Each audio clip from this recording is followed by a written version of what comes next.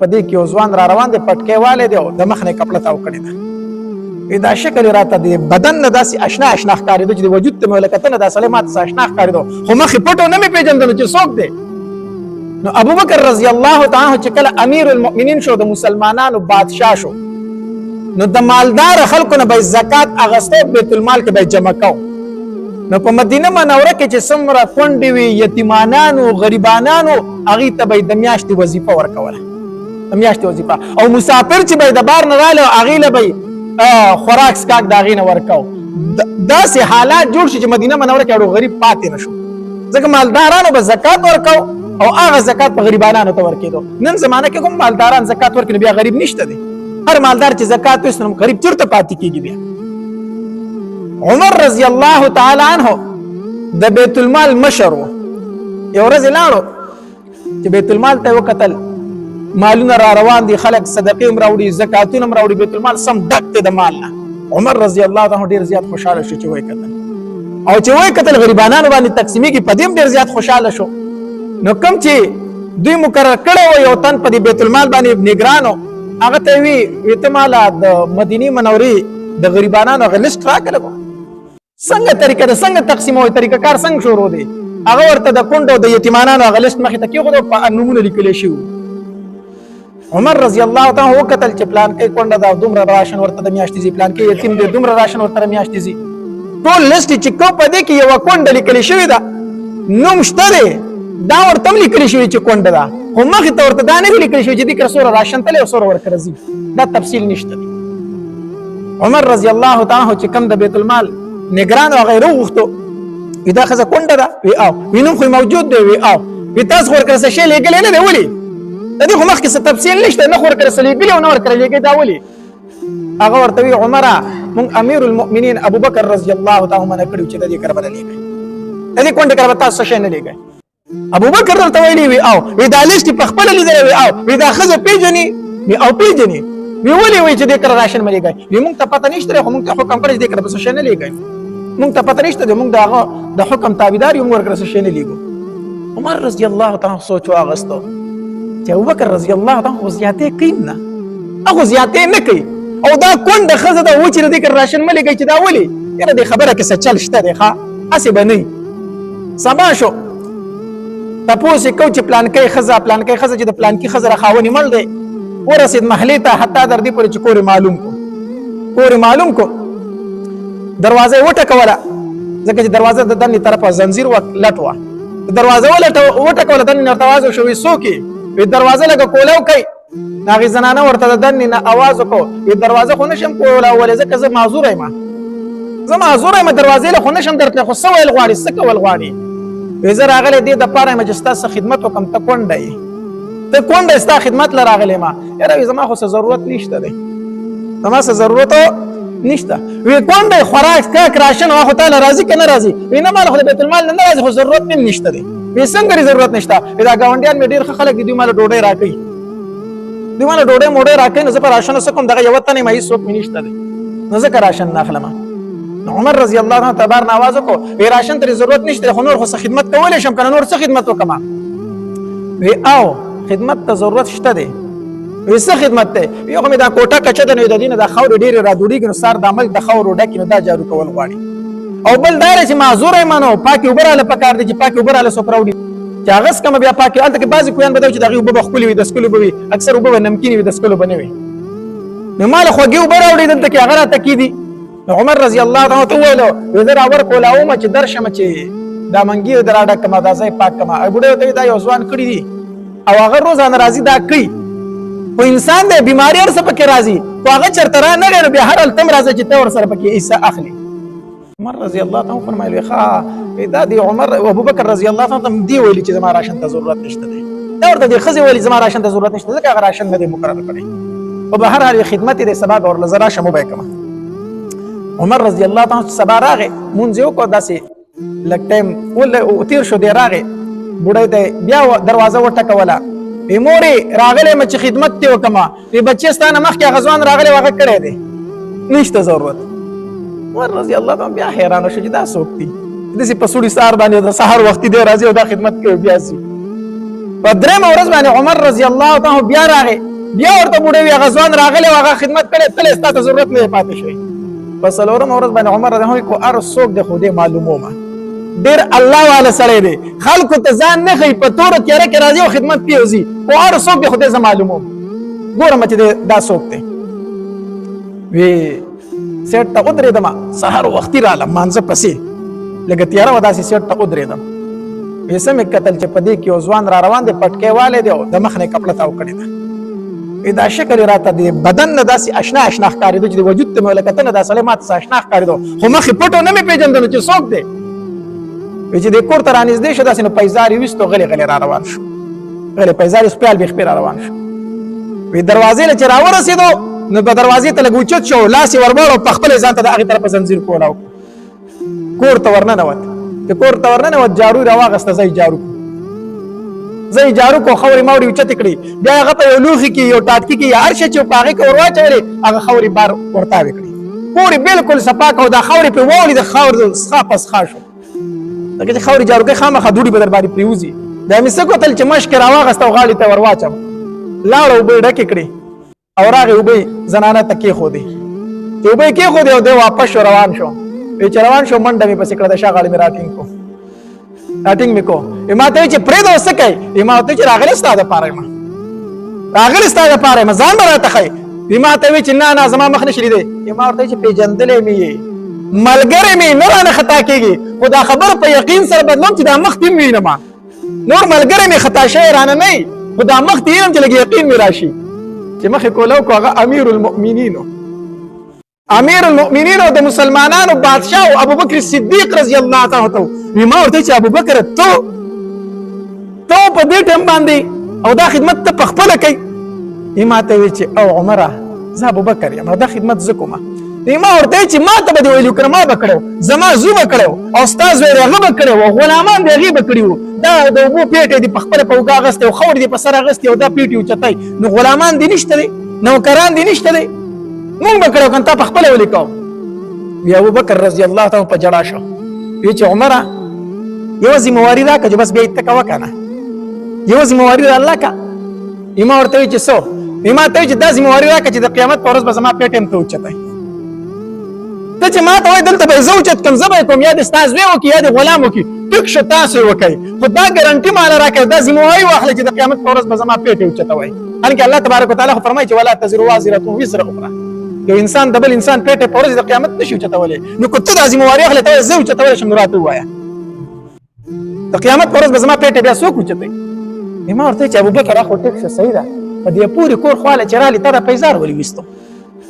پیزار دې ویستو، خپیال بیخپې را روان شو غلی غلی، دا پیزار دې ولېستو. ما ته وایي چې عمره دا د یتیمانانو کور دی، زه چې د کوم کور په خوا راتلم دا د یتیمانانو کور دی، دې کې دنده کونډه ښځه ده، نو ما پیزار ځکه ویستو چې زه ځم نو زه لږ په درزاري باندې ځم، زه لږ په تیزۍ سره ځم، ما پیزار ویستو په کلاره کلار روان شوم، هسې نه چې دې کونډې ښځې ته زه یتیمان چېرته راویښ کړم، زما د خپو په دربارې سره چې ته یتیمانان راویښ نه شي، ځکه مې دغلته پیزار ویستو. دا دې ته وایي د زړه نرمتیا، دا د زړه نرمي ده، د زړه نرمي دې ته وایي د زړه نرمتیا. نرم زړه الله تبارک وتعالی ته په زړونو کې خوښ زړه دی، خوښ چې کله ته د نیکۍ کارونه کوي، د قرآن تلاوت کوي، مقبرې ته ورښکاره کېږي، زړه به دې په خپله نرمېږي. مونږ وایو که نه هلکه زړه مې ډېر زیات سخت دی، دا بعضې خلک په دې خبره باندې فخر کوي، هلکه ګوره زړه مې ډېر زیات سخت دی، ګوره دې سترګې نه مې د اوښکې نه بهېږي، ویرېږه د الله نه، په دې خبره باندې توبه وباسه، ګناهګاري دې په دې خبره باندې، الله ته په زړونو کې بدترین زړه چې دی هغه سخت زړه دی، او ته په دې فخر کوې چې زما زړه سخت دی، ستا زړه به سخت نه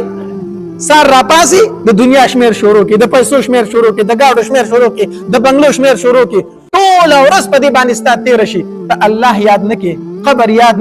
نه کی، اخرت یاد نه کی، جنت یاد نه کی، جهنم یاد نه کی، مرګ د تنه مخې ته کېږي، زړه به د کوم طرفه نرم شي؟ زړه سختېږي په ګناهونو سره،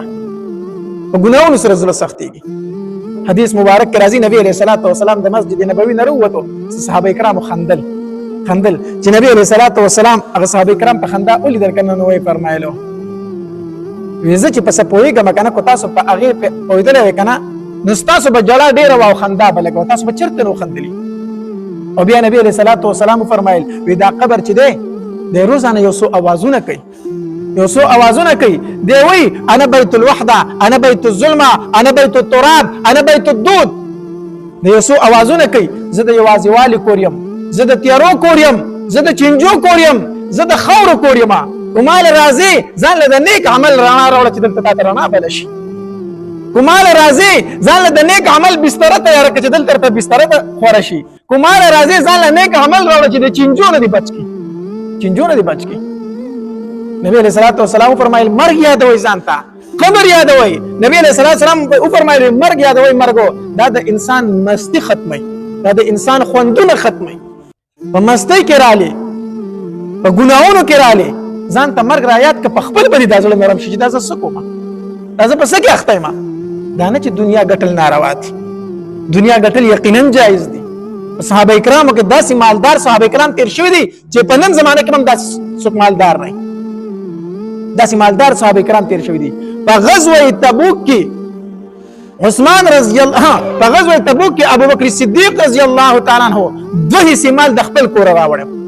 دوه حصے مال څومره ټول مال چې راغون شو دا دوه حصے ابو بکر رضی الله تعالی عنہ ورکړو نبی علیہ الصلوۃ والسلام ورته دا فرمایي چې ابو بکر دا ټول مال دې کم څه نه پیدا کړی دی ته مال ولې ګټي مالدار صحابه پکې موجود وو ډېر مال ول صحابه کرام پکې موجود وو او هغه زړه سخت شوی نو زړه نرم وو عثمان غنی رضی الله تعالی عنہ څومره مال الله تبارک وتعالى ورکړو څومره مال او صحابه کرامو کې مالدار ترين صحابي عثمان غنی رضی الله تعالی عنہ چې کله قبر تبراغه مقبره تبراغه کنه دومره به جړل روایتو کې راځي دا اوخ کې به پګیره باندې داسې را روان وي نو چاته نه تاسو کو وی عثمان چې د نبی علیہ السلام په مجلس کې ناشتي د جنت ذکر کیږي د جهنم ذکر کیږي دومره نه جاړي چې قبرستان تراشو په قبر د ستر کې ولکه بس بیا دي جلانه ودرېږي یا جاړي دا ولي عثمان رضی الله تعالی عنہ فرمایلی ما د خپل محبوب صلی الله علیه وسلم نه اوریدلی دي چې هغه فرمایي چې دا قبر چې د آخرت په منازلو کې اول منزل دی کو دلته کامیاب شي ورستو کامیابی کو دلته ناکام شي ورستو ناکامه نو زه دلته چې راشم زکه جاړم چې زما یره زب په دې منزل کې کامیاب شم او کامیاب نشم حالانکه نبی علیہ الصلوۃ والسلام ورته فرمایلی چې عثمان فی الجنه عثمان جنتی دی او جړل به زب په دې منزل کې کامیاب شم کو کامیاب نشم عمر رضی الله تعالی عنہ چې کله شهید کېدو بالکل د ځن کدن ټیم دی خپل بچی ته وی لاړ شه او مال حذیفه ابن یمان رضی الله تعالی راوله حذیفه رضی الله تعالی چې د نبی علیہ السلام د راز خبرې کړې وي د نبی علیہ السلام د راز خبرې کولې او د نبی علیہ السلام د بعضی منافقینو نمونه ذکر کړي و چې نور چاته نه ویلي پلان کې منافق ته دا حذیفه ابن یمان رضی الله تعالی عنہ نبی رسول الله بل چاته نه خودلی ایمال حذیفه ابن یمان راوله د عمر رضی الله تعالی عنہ زوی لاړو او حذیفه رضی الله تعالی عنہ پسې وې زما بابا دی غواړي غخواله راشه نو چې کله حذیفه رضی الله تعالی عنہ راغی د عمر رضی الله تعالی عنہ عمر رضی الله تعالی عنہ وی اے حذیفه ستاسو د نبی علیہ الصلوۃ والسلام یو راز دی او زه درته دا نه وم چې دا راز ما تخکاره کړه دا درته نه یم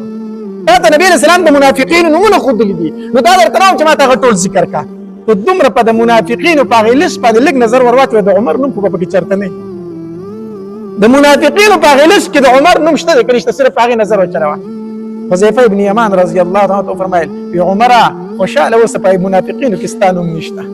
منافقین کې ستانو نشته عمر رضی الله تعالی په جلا شوی شکر الحمدلله اوس په مرګ اس پروا نشته اوس په مرګ اس پروا نشته کومرم هغه عمر چې نبی رسول الله دغه متعلق ویو کو زمان ورست بل نبی راتله نو لکان عمر نبی بسوکو عمر به هغه پیغمبر هغه صحابي دي دومره بشارتونه او نبی علیہ الصلوۃ والسلام ورکړو او داغه باوجود حذیفه رضی الله عنه فرمایلی حذیفه د منافقین لیست وګوره چرته د عمر نوم خو به پکې نه موجود حنزله رضی الله تعالی په لار روان دی او چغي نافق حنزله جاري او چغي وي ابو بکر رضی الله عنه فرمایلی حنزله څه چغي دی راخړي سجل شوی دی وی ابو بکر منافق شوم زه منافق شوم ابو بکر رضی الله عنه فرمایلی ولی سجل وشو وی چل دا چې د نبی علیہ الصلوۃ والسلام خواته ناس یم ظلم یو شانی خو چې کور ته لاړ شم د خزه او د بچو سره کینم ظلم بل شان بیا مثله کې دنیا وي دا خو منافقت ته چې د نبی علیہ السلام سره په مجلس کې یو شان یم او کور کې په مجلس کې بل شان یم دا خو زه منافق یم ابو بکر رضی الله عنه فرمایلی حنزله وی دا کار خو زمام دی ته منافق هو بیا زم منافق شوم داسې خو زم یم د نبي علیه السلام په مجلس کې چې څنګه یم هغه شان خو زه کور نه یم راځي چې نبي علیه السلام له لاړ شو نو چې څنګه د نبي علیه السلام خواته کېناسته که نو حنظله بیا چغه کړه وایي نه فقه حنظله منافق شو نبی علیه السلام ورته وفرمیل حنظله ولې سجل شوی دی وایي د الله پاکه پیغمبر چې ستا خواته ناست یم که نه داسې یم چې لکه جنت او جهنم په خپلو سترګو وینمه خو د الله پاکه پیغمبر چې کور ته لاړ شم بیا د ښځې د بچو سره مشغول یم هر څه رانه هېر شي نبی علیه السلام ورته وفرمیل وایي حنظله تو چرته په لار او په کوڅه کې او په کور کې هم داسې شوې څنګه چې زما په مجلس کې بیا خو به د اسمان نه فرشتې راځي په دې کورونو په دې لارو کې بر سره د خلکو په مخ کې سلامونه کوي بیا خو بر سره سلامونه کوي په لارو په کوڅو کې دا منافقت نه دی زما مجلس کې چې کوم اثر هغه به ضرور بار نه وي دا منافقت نه دی تاسو منافقین نه یې ګورئ دومره به د هغې سره خپل ځان فکر دومره به خپل ځان فکر الله زړه به زموږ زړونه سخت شوي دي موږ وایي زړه مې سخت دی سخت زړه دې سخت شو زړه به نرمۍ څنګه د قرآن تلاوت کوه زړه نرمېږي د قرآن په تلاوت سره ډېر یا خو د قرآن تلاوت ډېر زیات کوه دویم مقبرې ته ځه مقبرې ته ځه نبي علیه السلام خپل عادت مبارکه ده چې جنت البقیع ته به هلته به تو نبي علیه السلام به قبرونو باندې ګرځېدو نو چې کله قبرستان ته ځې ستا به زړه نرمېږي ښه دا مې پلار پروت دی دا مې مور پرته ده دا مې رور دی دا د کلي هغه پلانکې پښتون دی خان دی نواب دی ملک دی او دغه پلانکې په تنقۍ ځوانۍ کې چې مړو د هغه دی دې قبرونو ته به ګورې نو ستا به هم په دې زړه کې لږ نرمتیا راشي یاره زه به هم دې ځای له راځم یاره نن خو چې په خوا باندې تېرېږم او هم قبرستان دی یېرېږم په منډه دې تېرېږم یاره دلته خو به زما شپې راځي په دې ونو کې په دې تیاره کې په دې خو به زما شپې دلته راځي نه چې په خوا تېرېږم په منډه تېرېږم یېرېږم نو قبرستان ته ځه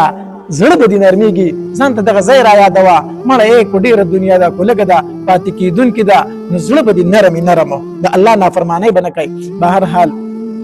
چې زړه کله نرم شو دا الله تبارک وتعالی ته په زړونو کې خوښ زړه دی نرم دل انسان الله ته ډېر خوښ دی سخت دل انسان نه الله نفرت کوي الله تبارک وتعالی زموږ زړونه نرم کړي او زړونه به نرمېږي څنګه یو څو خبرې مې درته وکړې د قرآن تلاوت زیات کوئ ذکر و اذکار کوئ او مقبرې ته ورښکاره کېږئ خو روزانه مقبرې ته نه شئ ته که نه په دې هفته کې یو ورځ قبرستان ته ضرور ځه یو ورځ قبرستان ته ضرور ځه د قبرونو کې ګرځه لږ نو دا خپل مرګ به درته یادېږي نو زړه به دې نرم وي الله تبارک وتعالی د عمل کولو توفیق را نصیب کړي واخر دعوانا ان الحمد لله رب العالمین